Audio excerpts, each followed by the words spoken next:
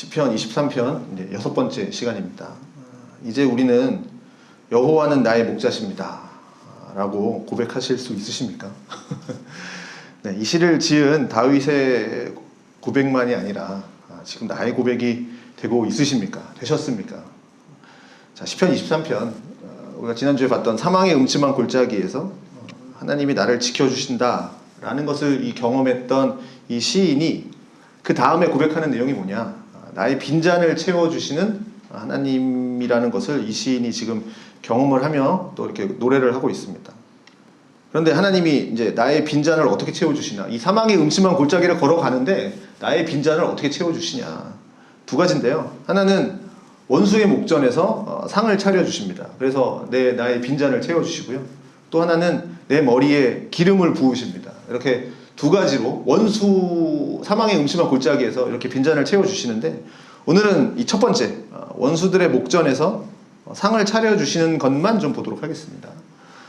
자, 상을 차려주셨다. 상이라는 단어가 히브리어로 슐칸 이렇게 되는데요. 그러니까 아시다시피 당시의 유대인들, 로마인들도 그랬고, 식사하는 식습관이 이제 이렇게 옆으로 이렇게 좀 기대서 탁자에 이렇게 기대서 먹는 것이었다고 합니다. 이걸 이제 차려주셨다라는 거예요. 내 원수의 목전에서 이제 상을 차려주셨다는 게 이제 저렇게 차려주셨다라는 겁니다. 좀 실망이 되죠. 안 되나요? 실망이 안 되나요? 그래도 내가 좀 여호와를 좀 따르고 이렇게 사망의 음침한 골짜기도 좀 다녀보고 했으면 좀 뭔가 면류관도 좀 주시고 그 다음에 좀 포상금도 주시고 그러면 좋은데, 기껏 내가 사망의 음침한 골짜기 열심히 목자 따라서 걸었는데 해주는 게 이제 밥상 차려주는 겁니다. 그냥 밥만 차려주는 거죠. 밥 먹고 가라, 이거죠. 내가 진짜 사망의 음침한 골짜기를 힘겹게 걸어왔는데 밥 먹고 가라는 겁니다. 근데 다른 것도 많은데 왜 하필 밥상일까? 왜 밥상을 차려주실까? 그리고 이 밥상을 받고서 이 시인은 왜 이렇게 좋아할까? 왜 그토록 이렇게 내 빈잔이 가득 채워졌다라고 이렇게 즐거워서 감격에 겨워서 이렇게 고백을 하는 걸까? 좀 그거를 좀 알아보도록 하겠습니다. 여기서 우리는 밥상이 가지고 있는 의미, 실제로 이게 상을 차려주시고지만 여기 이제 밥상입니다. 이렇게 생각하시면 됩니다. 이건 밥 먹는 거잖아요. 그러니까 식탁의 교제를 말하는 거잖아요. 이렇게 함께 밥을 먹는 거, 또 우리의 믿음 생활이 뭔지를 하나님과 예수님과 함께 밥을 먹는다는 게 무슨 의미인지 좀 살펴보려고 하는데, 자, 유대인들, 지금 팔레스타인 유대인들의 문화는 이게 서양 쪽이지만 동양인들의 문화와 좀 더 가깝습니다. 그러니까 동양권에 있는 우리나라도 어른의 이름을 또 함부로 부르지 않죠. 어른의 이름을 함자가 어떻게 되십니까? 그러면 이렇게 잘 안 부르지만 이게 또 박자, 모자, 뭡니다 이렇게 하잖아요. 함부로 부르지 않아요. 유대인들도 하나님의 이름 함부로 부르지 않았습니다. 그래서 하나님의 본명인 이런 이름, 이렇게 오른쪽부터 이렇게 읽는 겁니다. 오른쪽부터. 자, 이름이 나오면 그 이름을 이제 부를 수가 없었습니다. 하나님의 이름을 함부로 부를 수가 없는 거죠. 부르지 않아서 여호와라고 이렇게 여호라고 썼는지 뭐라고 썼는지 모르겠으나 야훼라고 썼는지 모르겠으나 써놨을 뿐이지, 이렇게 그냥 하나님이라는 표시를 이렇게 써놨을 뿐이지 이게 여호와인지 야훼인지 지금도 이거를 어떻게 읽는지 모를 정도로 그 이름 자체를 입에 담지 않습니다. 하나님의 이름을 함부로 부르지 않는다는 거예요. 저 단어가 나오면 그냥 사람들이 이렇게 불렀어요. 아도나이라고 그냥 읽은 겁니다. 아도나이라고 그냥 읽어요. 아도나이라는 말, 나의 주님이라는 말로 그냥 다 읽어버립니다. 그러니까 예전에 성경 필사할 때도 이 단어가 나오면 다 씻고 몸을 정갈하게 하고 썼다 그러죠. 자, 식탁의 문화도 마찬가지로 우리나라를 생각해 보면, 지금은 좀 이해하기 어렵지만 옛날에는 그런 문화가 있었죠. 이렇게 4대 문화에서 이제 평민이나 노비들 있고 그 다음에 이렇게 양반, 그때를 생각해 보면 이런 말이 있었죠. 양반은 얼어 죽어도 겹불을 쬐지 않는다. 그러니까 겹불이라는 것은 이제 쌀표, 지푸라기 이런 걸로 불을 피우는 건데, 그러니까 추워 죽겠는데 그거라도 이게 쌀겨라도 불을 피워서 불을 쬐야 될 건데, 그런데 양반들은 얼어 죽더라도 그 지푸라기에 불을 쬐지 않는다. 왜냐하면 그 겹불, 그러니까 지푸라기, 그 불은 지푸라기니까 불이 그렇게 강도가 세지도 않고 또 별로 따뜻하지도 않으니까 거기 이렇게 쭈그리고 앉아서 이러고 있을 수가 없다라는 거죠. 그 불을 쬐는 게 이제 체면 구기는 일이다. 양반은 그렇게 할 수 없다. 그래서 양반은 그런 일을 하지 않았다 그럽니다. 속담입니다. 그리고 또 양반이 하지 않았던 게 뭐냐면 상민, 평민, 노비 이런 사람들과 또 겸상을 하지 않았다라고 하죠. 그래서 우리도 예전에는 저보다 더 옛날에 자, 옛날에는 가족들이 뭐 남자들만 또 이렇게 따로 먹고, 여자들 따로 먹고, 또 노비들은 저 밖에서 먹고, 그다음에 반찬도 다르고, 이런 식으로 구분을 했었습니다. 상마다 막 메뉴도 다르고. 그런데 이제 그런 문화 속에서 사는 사람이 만약에 내가 너하고 같이 밥을 먹고, 한 상에다가, 한 숟가락에다가 그릇 놓고 같이 반찬 공유하면서 같이 먹는다. 라는 걸 뭘 의미하겠습니까? 따로 먹던 사람이었는데 이제 같이 먹자라는 게 무슨 의미겠습니까? 이제 우린 하나다. 한 공동체다. 뭐 우리가 소위 밥상 공동체 뭐 이렇게 표현을 하는데, 그러니까 우리는 같은 밥을 먹는 식구다. 그거를 나타내주는 의미가 되는 거죠. 그래서 같이 밥을 먹는다라는 거, 매우 중요한 문화적 배경이 있는 거죠. 예수님이 오셔서 많은 사역을 하셨지만 예수님이 하신 사역 중에 가장 중점적인 사역이 뭐가 있냐? 식사였습니다. 밥 먹는 거. 밥 먹는 사역을 예수님 참 많이 하셨는데, 물론 예수님은 다양한 계층의 사람들과 함께 밥을 드셨습니다. 그런데 가장 특이한 건 밥을 드신 사람들이 대부분 누구냐? 세리, 죄인, 창녀 이런 사람들과 함께 식사를 했죠. 뭐 바리새인, 뭐 돈 있는 사람 이런 사람들과 밥 먹는 건 누구나 다 할 수 있는 일이지만, 또 하고 싶은 일이지만, 세리, 뭐 창녀 이런 사람들과 밥을 먹는 건 사람들이 하지 않았습니다. 왜냐하면 그들과 밥을 같이 먹는다라는 건 무슨 의미입니까? 그들과 똑같은 존재로 보는 거 아닙니까? 내가 세리고 내가 죄인이다 라는 거를 은유적으로 막 이렇게 표현되는 거죠. 그런데 예수님은 반대이신 거죠. 그들과 함께 밥을 먹으심으로써 그들이 회개하고 하나님께 돌아오게 하는 통로로 밥을 같이 드셨습니다. 뿐만 아니라 예수님을 3번 부인하던 그 베드로, 또 부활하셔서 베드로를 찾아가시죠. 갈릴리로 찾아가셔서 먼저 가셨죠. 그래서 찾아가셔서 우리가 너무나도 잘 아는 베드로야 네가 날 사랑하느냐 3번 무릎 부르시고 그 대화를 하시죠. 그렇게 베드로의 마음을 풀어주실 때도 그 말을 하시기 전에 무엇 하셨습니까? 베드로에게 먼저 밥을 차려주셨죠. 예수님께서 손수 밥 차려주시고 그 다음에 먹은 다음에 그러면서 네가 나를 사랑하느냐 이렇게 물어보는 거죠. 자, 그래서 이 밥을 먹는다라는 건 예수님의 사역에 있어서 굉장히 중요했던 사역이고, 또 이것을 통해서 아까 얘기했던 우리는 하나다, 한 가족이 되었다, 한 마음 한 뜻이 품었다, 공동체가 되었다, 너무 중요한 일인 거죠. 그런데 여기 목자가 차려주는 밥상, 목자가 차려주는 밥상은 그냥 뭐 밥 한 고기 딱 놓고, 그냥 빵 한 조각 놓고, 야, 내가 그냥 밥은 줬다. 그러니까 너 찬물에 말아 먹던지 그냥 네가 알아서 먹어라. 뭐 간장에 비벼 먹던지 알아서 해라. 그런 밥상이 아니라는 겁니다. 여기 상을 차려주시고 라고 하는 히브리어 단어가 이제 아라크라는 단어인데, 무슨 뜻이냐면 이렇게 일렬로 쭉 세우는 겁니다. 일렬로 쭉 세우는 거. 그러니까 또 전쟁하기 위해서 이제 줄을 세우는 거, 이걸 아라크 뭐 이렇게 얘기합니다. 그러면 이 슈란 식탁을 길게 쭉 늘여놓았다라는 거죠. 나열했다는 거죠. 식탁을 쭉 나열했다라는 겁니다. 무슨 얘기냐면 이거는 이제 풀어서 하면 이렇게 되겠죠. 음식을 상위에 수많은 음식들로 쭉 나열했다. 음식들을 쭉 나열했다. 이런 거죠. 그러니까 한 상에 가득 채웠다. 뭐 이런 길게 늘어났다. 이런 표현이죠. 우리식으로 표현하면 이런 거죠. 상다리가 부러지도록 진수성찬을 차렸다. 뭐 이런 표현인 거죠. 여러분 한국에 갔을 때 여러분도 뭐 드셔보시겠지만 이천 쌀밥 뭐 이런 거 드시면 먹을 때 있잖아요. 저희는 가끔 가서요. 차 타고 가서 먹었는데, 거기 가면 아시잖아요. 아예 쌍을 세팅해서 갖고 오잖아요. 이렇게 하나씩 놓을 시간이 없으니까 아예 그냥 상체 들고 와서 그냥 쭉 밀잖아요. 그냥 식탁에다가. 자, 그런 뭐 정말 상다리가 부러지는 게 이런 거구나. 야, 이게 한 3만 원 되면 막 이 정도 차려주는구나. 막 그렇게 반찬 위에 반찬을 또 올려놓지 않습니까? 놓을 데가 없어서. 만약에 내가 누군가한테 식사 대접을 해야 되는데 평소에 내가 좋게 생각하지 않고 하찮게 여기는 사람에게 식사 대접을 해야 된다 하면 밥상 차려줄 때 아무래도 좀 대충 하겠죠. 하찮게 여기고 귀찮은 사람이니까 밥에다가 그냥 뭐 남은 김치에다가 그냥 뭐 대충 찬물에다가 그냥 발아 먹어라 그런 식으로 차려주겠지만, 이게 정말 이런 식으로 삶을 차려주려면 정말 내가 소중하게 여기고 정말 내가 존귀하게 여기고 내가 사랑하는 정말 만나고 싶어 했던 분과 내가 식사 대접을 해야 된다 라고 한다면 진짜 상다리가 부러지도록 가득 채워서 주지 않겠습니까? 그런 환대를 해보셨고 받아보셨을 겁니다. 정말 진수성찬을 받아보신 기억이 있을 겁니다. 물론 상의 크기는 좀 다르겠죠. 상의 크기는 좀 다르겠지만 그 정성, 그 마음, 그건 있잖아요. 항상 저도 이렇게 친정 뭐라 그러죠? 장모님 때 그게 가면 항상 상다리가 부러지게 장모님이 차려주시는 기억이 있습니다. 자, 하나님이 그렇게 나를 챙겨주셨다라는 겁니다. 그러니까 그냥 빵 한 조각 주면서 먹어 이게 아니라 진짜 상다리가 부러지도록 진수성찬을 차려주셨다라는 거죠. 나를 그만큼 소중하게 여기고 계신다라는 거죠. 하나님이 나를 그렇게 환대해 주신다라는 거죠.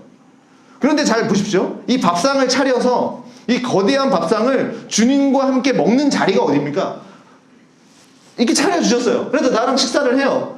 이게 정말 특이한 거죠. 어디다 차려주십니까? 내 원수의 목전에서 상을 차려주신다라는 거죠. 이게 참 특이한 거죠. 목전이란 말 아시죠? 내 원수의 지금 눈앞에서 지금 이 밥을 차려주시는 거예요. 이 진수성찬을 차려주시는 겁니다. 그 원수들이 보는 앞에서 내가 지금 그걸 먹고 있는 겁니다. 근데 우리말은 지금 이 원수라는 단어로 나왔지만 원래는 복수입니다. 원어는 이제 복수로 돼 있어요. 원수들이에요. 그러니까 셀 수 없는, 그러니까 수많은 원수들의 눈앞에서 밥을 차려주셔서 지금 밥을 먹고 있는 건데, 그런 원수가 한번 누군가를 한번 생각해 보죠. 양의 입장에서 원수는 누굽니까? 나를 잡아먹기 위해서 달려드는 늑대겠죠. 그 다음에 나를 팔아치우려고 하는 도둑놈들일 수도 있고, 또 나를 잡아서 고기를 먹으려고 하는 도살자, 이런 사람들이 원수일 수 있겠죠. 양의 입장에선. 그러면 다윗의 입장에서 원수는 누굴까요? 하나님을 믿고 하나님을 사랑하고 하나님을 섬기면서 살아가는 데 있어서 방해하는 대적들. 다윗에게 있어서는 그 사람들이 원수인 거죠. 여러분, 다윗 좋아하시죠? 다윗 저도 참 좋아하는데, 우리 그리스도인들 다윗 싫어하는 사람 없습니다. 다윗 다 좋아해요. 그런데 이 당시 다윗이 살고 있었던 시대에 다윗을 싫어하는 사람이 굉장히 많았다라는 거죠. 이상하죠? 우리는 진짜 좋아하는데 이 당시에는 다윗 싫어하는 사람이 그렇게 많아요. 자, 하나님의 사랑도 받고 하나님이 마음에 합한 자다, 이런 평가를 받는 다윗. 우리도 다윗 참 좋아하지만 다윗이 살고 있었던 그 시대 속에서 다윗이 마주했던 그 다윗의 삶의 현실, 다윗을 좋아하는 사람보다 싫어하는 사람들이 더 많았다라는 거죠. 오죽하면 부모도 사무엘이 이렇게 기름 부으러 왔을 때 다윗은 아예 생각조차도 안 하잖아요. 부르지도 않잖아요. 그래서 시편에 뭐라고 되어 있습니까? 내 부모는 나를 버렸어도, 이렇게 되어 있죠. 내 부모는 나를 버렸어도. 다윗도 생각하는 거예요. 나의 부모는 나를 버렸다 라고 생각할 정도로 정말 부모는 다윗을 생각하지도 않았고, 부모 그렇죠. 그리고 결혼했는데 아내도 남편 업신여기죠. 그 미갈이라는 아내도 남편이 업신여기죠. 그리고 미갈의 장인이 누굽니까? 사울이죠. 장인은 죽이려고 계속 달려들고 있습니다. 싫어하는 사람 굉장히 많아요. 나중에 아들 하나 낳는데 그 아들 중에 하나는 아버지 죽이겠다고, 아버지 죽이고 왕 되겠다고 반역을 일으켰습니다. 이 아들 압살롬이 누가 부추겼겠습니까? 압살롬이 자기가 이렇게 했겠습니까? 자기가 일어났겠습니까? 같이 나란 일 하고 있는 신하들이 다 다윗 싫어하는 사람들이 많아서 반란을 일으키게 부추겼던 거죠. 정말 다윗을 사랑하고 존경했다면 그렇게 하겠습니까? 말렸겠죠. 어떻게든 다윗을 끌어내리고 싶었고, 그리고 백성들 대부분이 또 압살롬을 따랐기 때문에 그렇게 여론이 형성이 돼서 반란을 일으킨 거예요. 전쟁도 많이 했잖아요. 다윗 전쟁도 많이 했잖아요. 그러면 대표적으로 블레셋을 비롯해서 여러 나라들이 어떻게든 다윗 죽이려고 했을 겁니다. 그래서 다윗의 지은 시편들을 보면 얼마나 원수가 많았는지, 자기를 해하려고 하는 사람이 얼마나 많았는지 대표적으로 하나만 말씀드릴까요? 교만한 자들이 나를 해하려고 웅덩이 팠다. 일상이었던 거예요. 웅덩이 파고 기다리고 있는 겁니다. 한 번만 실수 한번 해봐라, 죽여버리겠다. 다윗의 삶엔 이런 게 있었다는 거예요. 그래서 시편 3편 같은 데 보면 하나님 저 원수들이 좀 뺨 좀 때려주세요, 이런 표현도 나와요. 그래서 이 뺨을 때려서 악인의 이빨이 좀 부러지게 해달라고 그렇게 기도해요. 그게 다윗의 기도였습니다. 그만큼 원수들이 정말 많았다는 거예요. 자, 그러면 우리 입장에서 원수는 누굽니까? 나한테 원수 생각나시죠? 생각나시죠? 내 돈 빌려가고 안 갚은 사람, 그 다음에 떠오르십니까? 아니면 사사건건 내일 트집 잡고 정말 내 마음 헤아리지도 않고 정말 나를 괴롭게 하는 사람들, 아니면 원수가 지금도 집에서 같이 살고 계시죠.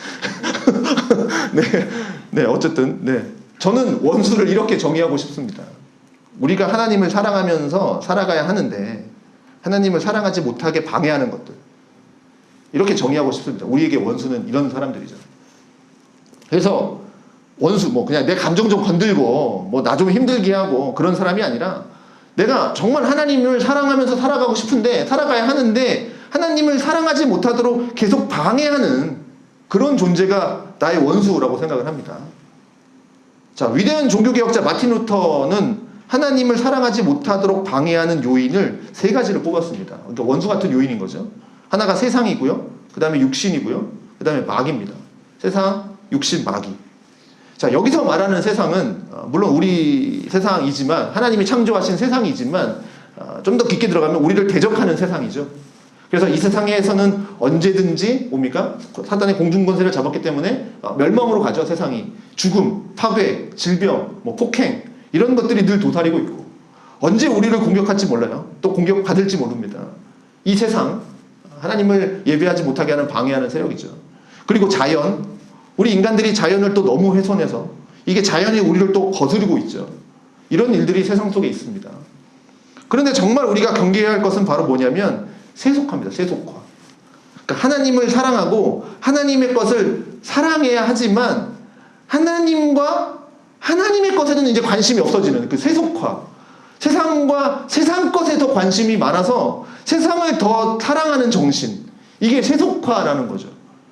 이거는 예수 안 믿는 세상 사람들만 세속화가 되는 게 아니라, 예수 믿고 있는 그리스도인들도 지금 세속화에 빠진 채 살아가고 있다는 거죠. 내가 그리스도인이지만 내가 세속화가 되어 있다는 것을 무엇으로 알 수 있습니까? 내가 평소에 살아가면서 나의 우선적인 질문이 뭔가, 내가 첫 번째로 하는 질문이 뭔가, 내 질문이 뭔지를 한번 생각해 보십시오. 내가 세속화에 되었나 안 되었나를 구분할 수 있는 거죠. 하나님을 정말 사랑하는 사람들은, 그렇게 사랑하면서 사는 사람들은 이 세상을 살면서 가장 하는 첫 번째 질문이 뭘까요? 하나님은 나에게 지금 이 상황에서 무엇을 요구하실까? 하나님의 뜻은 뭘까? 이 상황 가운데에서 하나님의 뜻은 뭘까? 이걸 먼저 생각하고요, 이걸 먼저 질문하고요, 그걸 위해서 살아갑니다. 하나님의 사람들은. 그런데 세속화에 빠진, 뭐 세상 사람들은 말할 것도 없고, 그리스도인들은 뭐 먼저 생각할까요? 주변의 사람들은 이거를 어떻게 하고 있지? 주변의 사람들은 이걸 어떻게 하면서 살고 있지? 이게 첫 번째 관심이라는 거죠. 하나님의 뜻은 뭐 이거고, 어기고, 이거고, 하나님이 우리에게 명하신 건 이건데, 요건 알아요. 아는데 그건 그거고, 지금 사람들이 어떻게 살고 있지? 지금 사람들은 어떻게 돈 벌고 있지? 지금 사람들은 성공하기 위해서 어떻게 하고 있지? 이걸 먼저 생각하고 먼저 떠올리는 거예요. 그게 세속화된 증거라는 겁니다. 하나님의 뜻은 이상적이야. 그렇지만 현실은 이거야. 이렇게 생각하고 있다는 거죠. 세속화. 그래서 세상에 뒤처지지 않기 위해서 자꾸 세상에서 왕따 당하고 싶지 않으니까, 그래서 그들과 똑같은 수준으로 좀 가야 된다라고 생각을 하면서 그런 생각하는 거예요. 그러니까 이게 뭐냐면 성경적으로 얘기하면 육신을 따라 사는 겁니다. 여기서 육신도 눈에 보이는 몸도 육체지만, 그 육신이지만 또 다른 의미의 육신, 육체, 바울이 표현하는 육체 있잖아요. 인간의 타락한 본성, 육신의 것, 육체를 가리키는 거죠. 그냥 몸, 단순히 몸이 아니라 마음, 뭐 정신, 의지, 내 생각, 내 감정, 이런 게 다 포함되어 있다고요. 육체를 따라 살아간다는 거, 육체의 소욕이라는 거. 그래서 부패한 본성으로 자꾸 내 육체를, 내 마음을, 내 감정으로, 내 의지로 자꾸 살아가려고 하다 보니까, 부패한 본성이 세상의 사람들과 발맞추어서 살아가려고 하니까 자꾸 죄를 짓게 되는 겁니다. 죄를 향해서 나아가는 거죠. 그런데 우리가 왜 죄를 짓습니까? 죄 짓는 건 내가 해보니까 나한테 적성도 안 맞고 정말 힘들어요. 그런 사람 아무도 없다라는 거죠. 죄 짓는 거 진짜 힘든데 내가 어쩔 수 없이 죄 져요. 이런 사람 없다라는 거죠. 죄는요, 자기가 좋아서 짓는 겁니다. 그 죄가 뭐든지 간에 세상은 우리에게 계속해서 네가 그거 하면 행복해질 거야. 그거 계속 부추기는 거예요. 사단이 계속 부추기는 거예요. 이거 하면 행복해. 그래서 그게 크든 작든 내가 이 죄를 범하면서 내가 행복해지는 거예요. 죄라는 게 그런 속성이 있는 거죠. 내가 기쁜 겁니다. 죄를 지었는데 내가 하나도 안 기뻐. 정말 힘들기만 해. 죽을 것 같아. 죄를 짓는 게 너무 힘들어. 그러면 왜 힘들게 죄를 짓겠습니까? 뱀이 와서 아담과 하와에게 입을 벌려서 억지로 선악과를 밀어넣은 게 아니라는 거죠. 그렇게 먹인 게 아니라 사탄은 그냥 말 한마디 했을 뿐이죠. 너가 하나님과 같이 될 거야. 말 한마디 했을 뿐입니다. 선악과를 따먹은 하와 아담은 자기가 좋아서 먹은 거란 말이죠. 억지로 먹은 게 아니에요. 왜 그렇게 하겠습니까? 본이 먹음직도 하고 부엄직도 하고 좋으니까. 죄 짓는 이유는 다른 게 아닙니다. 내가 죄를 범하면 내가 행복할 것 같으니까. 그래서 죄를 짓는 거고, 그리고 죄를 지어 보니까 인간이 또 이렇게 살아보니까 약간의 행복은 또 있어요. 약간의 또 행복이 또 있어요. 근데 여기서 우리가 꼭 기억해야 할 게 뭐냐? 정말 죄를 짓고 나니까 그 다음부터 해피한 인생이 쭉 사라지답니까? 한번 죄를 졌더니 야 인생 막 편하게 사라지답니까? 진짜 행복하십니까? 잠깐의 기분은 맛보겠죠. 잠깐의. 근데 그게 지속되지 않더라는 거죠. 이후 곧바로 찾아오는 건 뭡니까? 후회예요. 후회. 죄책감, 죄의식. 내가 왜 그랬을까? 근데도 시간이 지나면 또 죄를 짓는다라는 거죠. 사실 죄는 우리에게 행복을 가져다 주는 게 아니라 쾌락을 가져다 주는 거죠. 행복이 아니라 쾌락이죠. 쾌락조차도 없으면 왜 죄를 짓겠습니까? 그래도 잠깐의 쾌락은 있지만 영원하지는 않죠. 그래서 우리가 거듭난 사람이라면 우리 내면에는 이 죄를 좋아하는 내 육체, 아까 육신과 계속 싸워야 된다는 겁니다. 이걸로 행복해지고 싶은 나하고 계속해서 싸워야 된다는 거죠. 예수님이 우리 가운데 다시 오실 때까지 이 싸움은 계속되는 겁니다. 이런 세상에서 이런 육신을 가지고 살아가는데 거기다가 불난 집에 붓는 역할을 하는 사람이, 부채질하는 사람이, 기름을 붓는 사람이 바로 누구냐면 마귀라는 거죠. 이런 내 자신과 싸워가는데 부채질을 자꾸 하는 거죠. 마귀는 세상의 모든 걸 다 가지고 있는 것처럼 우리에게 접근을 하죠. 그러나 그건 거짓이죠. 세상의 모든 권세는 우리 예수님께 다 있는 겁니다. 마귀는 아무것도 없어요. 근데 마치 우리를 속이죠. 마귀는 미혹하는 영, 속이는 영, 마치 자기가 다 갖고 있는 것처럼 그렇게 가장하면서 우리를 속이면서 와요. 그게 마귀의 장기죠. 속이는 거, 거짓말하는 거. 그러니까 우리를 속이는 거죠. 유혹하는 거죠. 너 이렇게 하면 행복해져. 근데 정신을 차려보니까 그건 좀 아닌 것 같아 라고 하면, 처음엔 속였는데 아닌 것 같아 라고 하면 그때 마귀는 곧바로 태세를 전환하면서 우리를 비방하기 시작합니다. 네가 그러고도 하나님의 백성이야? 너 옛날에 내 말 잘 들었잖아. 하나님 너 같은 사람 사랑할 것 같아? 너 때문에 교회 부행 안 되는 거야. 너 신앙 버려버려. 너 때문에 안 돼. 이런 식으로 비난하고 비방하는 거죠. 그걸 우리가 뭐라 그래요? 참소라고 합니다. 마귀가 가장 잘하는 겁니다. 그렇게 되니까 하나님의 사랑받는 자녀라고 하는 사실을 믿는 믿음에 이제 금이 가지기 시작하는 거죠. 처음에는 잘 버텼는데 내가 조금만 좀 이렇게 안 좋으면 이제 금 아래에 막 미혹되는 거죠. 그렇게 되니까 나도 하나님을 사랑하지 않게 되고 또 하나님을 사랑할 수도 없게 되는 거죠. 그러니 계속 세상을 사랑하게 되고 세상으로 깊이 들어가게 되는 거죠.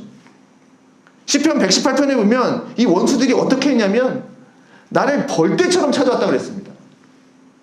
그러니까 이 원수들이 한 10명 정도가 나한테 손가락질하고 있는 그 정도가 아니라 수많은 벌떼들, 그러니까 셀 수 없는 벌떼들이 정말 나를 둘러싸서 나를 쏘기 위해서 달려들면서 그런 상황인데, 그렇게 나를 치려고, 나를 죽이려고, 나를 넘어뜨리려고 원수들이 나를 보면서 달려오고 있는 지금 그 상황에서 밥상을 여기다 차려주셨다는 겁니다.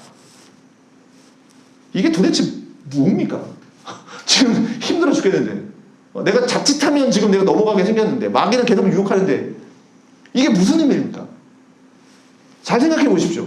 원수들이 지금 나를 공격하려고 주먹을 들고 나를 때리려고 혼자 있는 줄 알고 죽이려고 왔는데 내가 혼자 있는 게 아니에요. 그리고 앞을 보니까, 원수들이 앞을 보니까 상다리가 부러질 듯한 진수성찬이 차려져 있고 밥을 먹고 있어요. 근데 내가 같이 밥을 먹고 있는 분이 누군가라고 딱 봤더니 전쟁에 능하신 여호와인 거예요. 강한 용사. 지금 그분이 딱 앉아서 아까 이게 저 식당 공동체, 밥상 공동체 지금 같이 밥을 먹고 있는 거예요. 출애굽기 우리가 보면 출애굽했을 때 홍해가 이렇게 가로막잖아요. 이스라엘 백성들이 나 죽었다라고 생각하고 있을 때 하나님이 어떻게 해요? 그 바다 가르시고 그 백성들을 건너가게 하신 다음에 쫓아오던 그 애굽의 병사들을 물속에 다 수장시키죠. 원수들을 그거 아는 거예요. 이분이 어떤 분이신지. 사실 우리보다 사단은 더 잘 알아요. 우리는 믿지 못할 때도 있고 우리는 흔들릴 때도 있지만 우리 원수들은 너무 잘 알아요. 지금 이 하나님이 얼마나 강력한 분인지, 얼마나 전쟁에 능하신 강한 용사인지 사단은 제일 먼저 압니다. 그래서 내가 이 사람을 잘못 건드렸구나. 야, 이 사람 건드렸다가는 내가 죽겠구나. 그렇게 되니까 어떻게 되는 겁니까? 이 원수들이 쟤는 건드리면 안 되겠구나. 같이 밥 먹는 쟤는 건드리면 안 되겠구나. 하나님이 함께 하시는구나. 아니, 한 번만 만나주신 게 아니라 저렇게 지금 이 귀한 상을 차려서 진수성찬을 차려서 늘 저렇게 밥을 먹는 하나님이 가장 특별하게 여기는 하나님의 자녀구나. 건드렸다간 우리만 죽겠구나. 이걸 깨닫게 하시는 거예요. 원수들의 눈앞에서 밥 차려주시고 함께 밥을 먹음으로써 원수들에게 보여주는 겁니다. 그러면 여러분, 그 원수들 앞에서 나는 늘 두려웠어요.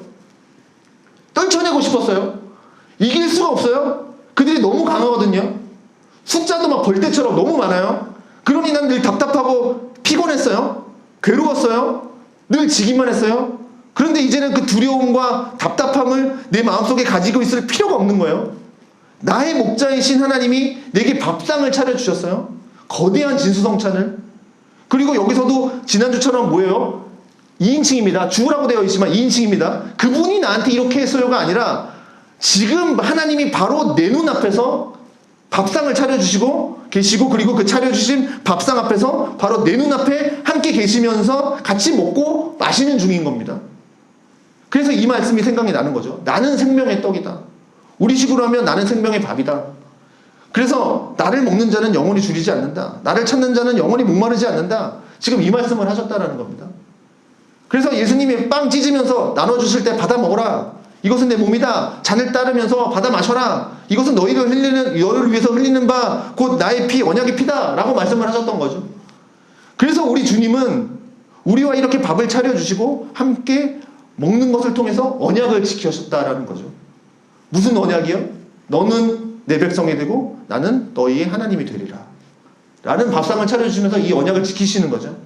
그러니 그냥 이것은 한 번만 먹고 끝나는 게 아니라 우리 밥 한 번 먹어요 이러고 나서 그냥 1년 동안 안 먹는 게 아니라 정말 영원토록 함께 먹고 마시는 영원한 관계로 우리를 부르신 거라는 겁니다. 그래서 하나님이 가장 기뻐하는 건 우리가 먹고 마시는 거예요. 그리고 우리도 그분을 기뻐하는 거. 그게 하나님이 가장 기뻐하시는 일이라는 겁니다. 우리와 함께 교제하기 원하시는 거. 그런데 세상은, 우리의 원수들은 자꾸 우리 속으로 들어와요. 그래서 우리의 신앙생활을 자꾸 오염시켜요. 그래서 잘못된 생각으로 성경을 보게 하고 잘못된 생각으로 하나님을 자꾸 보게 한다고요. 미혹한다고요. 그러면 잘못된 생각과 그 방식, 즉 세속화된 방식으로 자꾸 성경을 보고 20편, 23편 5절의 말씀을 보면 이거는 부족함 투성인 거죠. 잘못된 방식으로 성경을 보니까. 왜 그렇습니까? 세상의 관점에서 보면 원수는 존재하면 안 되는 사람이에요. 세상의 관점으로 하나님을 판단한다면 예수님은 이렇게 하시면 안 돼요. 지팡이와 막대기로 나를 안위하셨다면서요. 요거 전에 나를 보호하셨다면서요. 나 이끄셨다면서요. 그러면 지팡이와 막대기로 그들 다 모조리 다 없애주셔야죠. 이게 세상이 말하는 원수를 대하는 방식 아닙니까? 그리고 원수들이 없는 완벽한 곳으로 데리고 가셔서 진수성찬 차려주셔야죠. 이게 세상이 말하는 원수를 대적하는 방법 아닙니까? 그게 세상적 관점 아니에요. 원수 딱 물리쳐주시고 지팡이와 막대기로 딱 진수성찬 차려주시고. 생각해 보십시오. 진수성찬이 차려져 있는데 먹으려고 했는데 저기 내 원수가 막 소리 지르고 있는 거예요. 사단이 막 미혹하고 있는 거예요. 너 그거 먹으면 잘 될 것 같아. 막 미혹하는 거예요. 거기다가 독을 탔을지도 몰라. 그러면서 둘러보니까 진짜 원수들이 막 엄청나게 많은 거죠. 다 칼 들고 막 활 들고 막 총 쏘고 있는 거죠. 그 상태에서 앉아서 밥을 먹는데 밥이 넘어가겠습니까? 지금 원수들이 쫙 깔렸는데. 그러니 세상의 관점에서 보면 원수들은 다 깡그리 없애주셔야 돼요. 이게 밥상보다 더 중요한 건 원수들을 없애주는 거 아닙니까? 그러나 시인은 저 원수들 앞에서 밥상 차려주심으로써 내가 이 밥을 먹음으로써 어떻게 됐다 그래요? 빈잔이 채워졌대요. 너무나도 기쁘대요. 너무나도 감격이 넘친대요. 왜 이렇게 기뻐할까요? 아니, 원수 없애주셔야지. 그래야 부족함이 없는 하나님이지. 이렇게 생각하는 것이 바로 뭐예요? 바로 물질 중심, 세속화된 중심의 사고방식이라고요. 우리는 이미 태어나면서 살아가면서 지금까지 이런 정신에서 살아왔어요. 미안하지만 우리는 성경의 정신이 별로 없다라는 겁니다.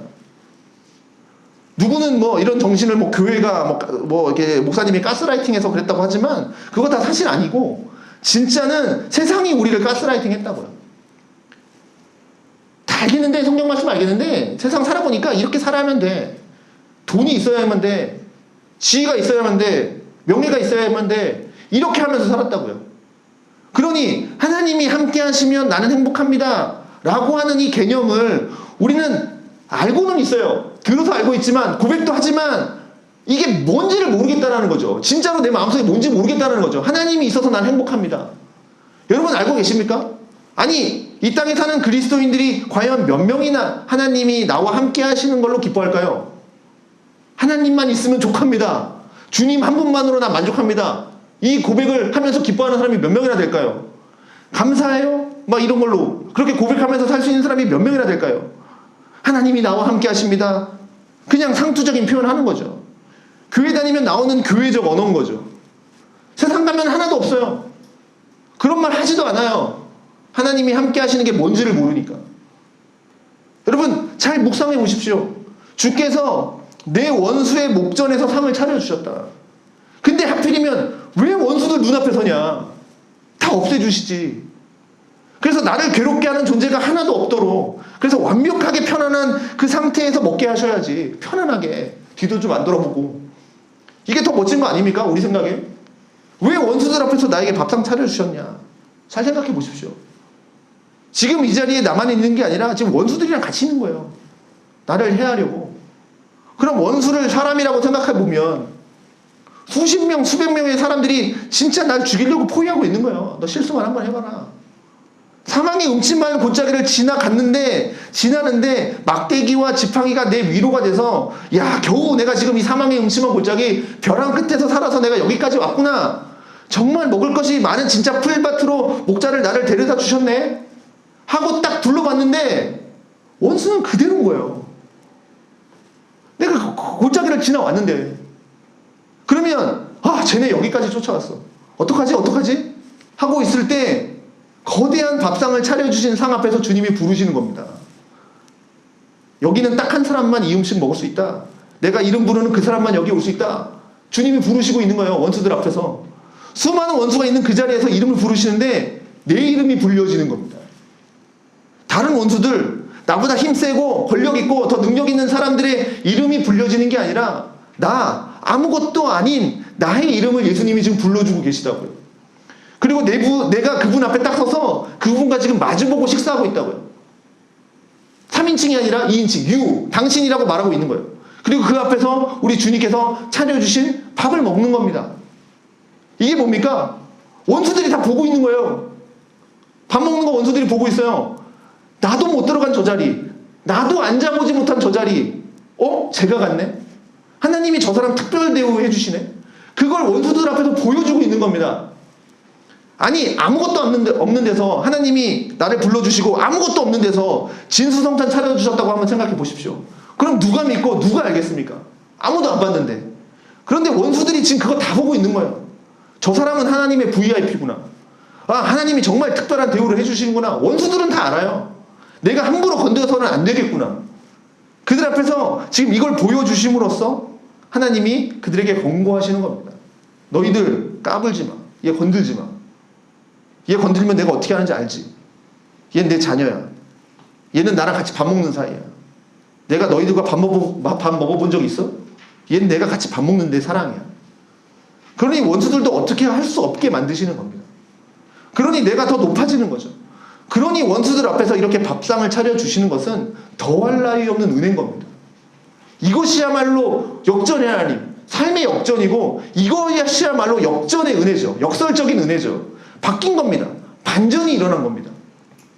솔직히 내가 어디서 해서 이런 대우를 받을 수 있겠습니까? 난 가지고 있는 것도 없습니다. 세상적으로 잘난 것도 없습니다.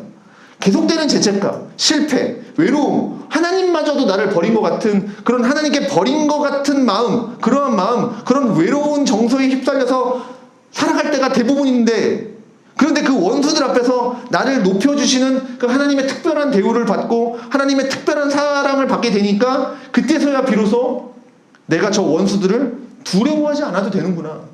내가 저들을 이길 수 있구나. 라고 하는 용기가 생기는 겁니다. 하나님이 나와 함께 하시는 것을 경험하고 난 이후에, 그리고 지금까지는 벗어날 수 없었던 그 내 마음을 짓누르고 있었던 그 수많은 상처와 아픔들도 이제 이길 수 있는 힘이 주어지는 겁니다. 그게 하나님이 함께 하시는 은혜인 거죠. 그래서 하나님은 그저 우리의 환경만 바꾸면서 일하는 분이 아니라는 겁니다. 이거 없애주세요. 그럼 이거 없애주면 되는 게 그렇게 일하시지 않는다라는 거죠. 하나님도 우리 환경만 바꾸시면서 일하면 더 편하겠죠. 만약에 하나님이라면 환경만 바꿔주면 되니까, 얘 지금 돈 필요하네? 아, 그럼 뭐 이 정도 돈 필요하니까 내가 보너스까지 얹어서 이 정도 줄게. 환경을 바꿔주지. 아, 내가 또 너 좀 더 챙겨줄게. 이런 식으로 하나님이 일하시면 하나님도 편하겠죠. 뭐 그냥 하면 되니까. 그러나 하나님은 그렇게 일하지 않으신다고. 만약에 우리가 환경만 바뀌면, 그래서 정말 힘든 환경이 하나도 없어졌어요. 내가 원하는 대로 모든 게 다 잘 돼요. 하나님 믿으니까 와, 정말 하나님이 내가 모든 걸 다 해주셨어요. 그렇다고 한다면 그건 하나님이 우리를 평안으로 인도하시는 게 아니라 파멸로 인도하시는 겁니다. 그러니 내 인생이 너무 좋은 일만 일어나고 있다, 내가 원하는 대로 다 되고 있다 라고 생각한다면 오히려 하나님과의 관계를 한번 생각해 보셔야 됩니다. 내가 지금 잘 살고 있는 건가? 오히려 하나님이 버린 사람들에게는 그런 일이 일어납니다. 내버려 두시는 거죠. 잘 되든지 말든지. 하나님은요, 아까 말씀드린 것처럼 하나님과의 관계, 이걸 더 중요하게 여기시는 분이시거든요. 하나님과의 관계도 없는데, 내가 하나님과의 관계도 잘 쌓지도 않았는데 그냥 내가 다 잘 된다? 잘 돼서 잘 살고 있다? 하나님이 원하시는 모습이 아니겠죠. 예를 들어서 부모가 앞을 걸어가고 있고 우리 아이가 뒤에서 걸어간다고 생각해 보십시오. 근데 우리 아이가 이제 친구를 만났어요. 그래서 친구가 물어봅니다. 야, 저 앞에 가는 저 두 사람 누구야? 아저씨, 저분들 누구야? 저 앞에 가는 아줌마, 아저씨 누구야? 아, 저 아줌마, 아저씨 나 학교 보내주고 학원 보내주고 밥 차려주고 내가 필요하면 돈 주고 선물 주는 내 물주야. 이런 식으로 말한다고 생각해 보십시오. 내 자녀가. 그럼 여러분 속으로, 아, 내가 자식 진짜 잘 키웠구나. 와, 내가 돈 벌어서 필요한 거 다 해줬더니 야, 나를 물주로 생각하는구나. 나 정말 성공했구나. 이렇게 생각하실 부모 없죠? 걔는 그 집에 가서 이제 오늘 반 좀 죽겠죠. 돈을 안 줘도, 돈이 없어도, 아이가 원하는 걸 다 해주지 못해도, 진짜로 다 해주지도 않고 계획이 있으니까 해달라는 거 안 해주지 않습니까? 너는 아직 이때는 아니야. 그리고 아니야 뭐 이런 거 하잖아요. 그렇지만 그 속에 관계가 있잖아요. 근데 우리가 하나님을 그런 식으로 대하고 있다는 거예요. 하나님, 내가 필요하면 다 대해주시는 내 물주야. 자꾸 물주로 생각하는 거죠. 그럼 하나님이 뭐라고 생각하겠습니까? 하나님은 원수들 앞에서 밥상을 차려주심으로써 우리와의 관계를 더욱더 돈독하게 하기를 위한 겁니다. 우리는 늘 하나님 앞에서 우리가 비인격적인 태도를 취하고 하나님을 늘 그 자리에 계시면서 우리를 만나려고 하시지만 자꾸 우리가 늘 하나님 피해 다니고 우리가 늘 도망 다니고 어디 개구멍 없나 하면서 계속 눈치만 보고 기웃거리면서 살아가고 있는데, 그런데 하나님은 이런 우리를 계속 그 자리에 계시면서 만나려고 하고 계신다는 겁니다. 밥상을 차려놓고 기다리고 계신다는 거죠. 그러면 그렇게 하나님의 밥상 앞에 서게 되면 그 밥을 한 숟가락 떠서 먹으면서 이제 내가 누구인지를 알게 되는 겁니다. 아, 난 예수 그리스도 아니면 아무것도 아닌 존재구나. 난 아무것도 아닌 존재입니다. 그러니 내게는 이제 예수님이 필요한 겁니다. 나에게 이제 목자가 필요한 거예요. 원수들이 내 앞에 서서 끊임없이 나를 노려보고 째려보고 공격하고 해도 난 더 이상 이제 두렵지 않아요. 오히려 그게 더 기쁜 거예요. 왜요? 나의 목자이신 하나님이 나와 함께 하시기 때문에. 이게 얼마나 놀라운 믿음입니까? 그러니 이런 결론이 나올 수밖에 없는 겁니다. 우리 인생은 사망의 음침한 골짜기가 있다. 우리를 집어삼키려고 하는 원수들은 우리가 이 땅을 사는 내내 있다. 어디 멀리 가지도 않는다. 도망가도 쫓아오고 계속 내 앞에 있다. 이 싸움은 끝나지 않는구나. 그렇지만 소망이 있다. 우리 주님께서 나에게 거대한 진수성찬을 차려주시고 나하고만 밥을 먹는다라는 거. 원수들, 야, 너희도 쫓아오느라고 힘들었지? 야, 이거라도 좀 먹고 쉬어. 이게 아니라 나하고만 밥을 먹는다라는 사실입니다. 그래서 하나님과의 이 언약관계, 하나님과 가족관계가 되었습니다. 원수들은 나를 향해서 으르렁거릴 수는 있어도 나를 물어댈 수는 없습니다. 내 몸에 손을 댈 수가 없다고요. 내 몸의 털끝 하나 건드릴 수 없습니다. 그리고 그들이 하는 거는 그저 다 거짓말일 뿐입니다. 그들이 나를 건드렸다가는 어떻게 돼요? 오히려 그들이 그 자리에서 죽습니다. 그러니 그들이 하는 건 그냥 옆에서 소리만 지르는 거예요. 거짓말. 그러니 그들의 소리를 우리가 귀 기울여 들을 필요가 있겠습니까? 그런데 참 우리는 참 이상하게도 하나님의 말씀을 묵상하라고 했더니 하나님 말씀을 묵상하지 않고 자꾸 그 옆에서 으르렁대는 마귀의 말을 묵상해요. 저 원수들의 말만 묵상하고 있다고요. 그들이 해대는 말. 오늘도 들었는데 하나님이 나 사랑하지 않는데, 내가 이렇게 살아서 정말 하나님이 나 사랑하지 않는데, 이 말만 생각하고 있다고요. 거짓말이에요. 우리는 주님이 차려주신 밥상에 관심을 기울이고 그것만 먹으면 돼요. 마귀의 말 들을 필요 없어요. 들리긴 하는데 그냥 무시해버리라는 거죠. 왜 자꾸 그거 묵상하고 있습니까? 마지막으로 결국 하나님이 차려주신 이 거대한 진수성찬, 이 식탁 위에 무슨 음식이 올려져 있을까요? 어떤 음식을 먹고 있을까요? 말씀입니다. 말씀. 하나님의 말씀. 그래서 이 상은 말씀의 밥상입니다.